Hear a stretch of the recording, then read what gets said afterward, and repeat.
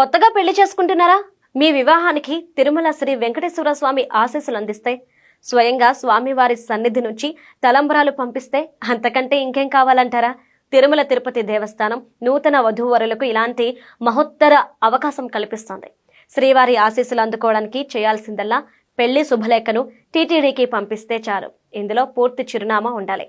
శుభలేఖ పంపిన వారికి స్వామివారి సన్నిధిలో పూజించిన తలంబరాలు, కంకణాలతో పాటు కళ్యాణ సంస్కృతి పుస్తకాన్ని, పద్మావతి సమేత శ్రీ వెంకటేశ్వర స్వామి ఫోటోలతో కూడిన వేదాశీర్వచనం పత్రికను పంపుతారు. నూతన వధూవరులకు శ్రీవారి ఆశీస్సులు అందించడానికి తిరుపతిలోని టీటీడీ పరిపాలనా భవనంలోని శుద్ధ ప్రతి విభాగం సిబ్బంది నిరంతరం శ్రమిస్తున్నారు. ఇక్కడి నుంచి ఏడాదికి 1,00,000కు పైగా కొత్త జంటలకు శ్రీనివాసుడి ఆశీర్వచనాలను అందజేస్తున్నారు. తిరుమల శ్రీవారి ఆశీస్సులు పొందాలనుకునే నూతన వధూవరులు తమ పూర్తి చిరునామాతో కార్యనిర్వహణాధికారి, టీటీడీ పరిపాలనా భవనం, కేటీ రోడ్, తిరుపతి అడ్రస్కి వివాహ శుభలేఖను పోస్టులో పంపించాలి.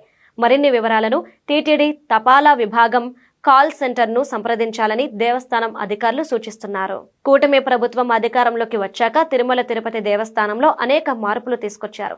శ్రీవారి లడ్డూ ప్రసాదం, అన్నప్రసాదం తయారీలో క్వాలిటీ పెంచారు. భక్తులకు వేగంగా స్వామివారి దర్శన భాగ్యం కల్పిస్తున్నారు.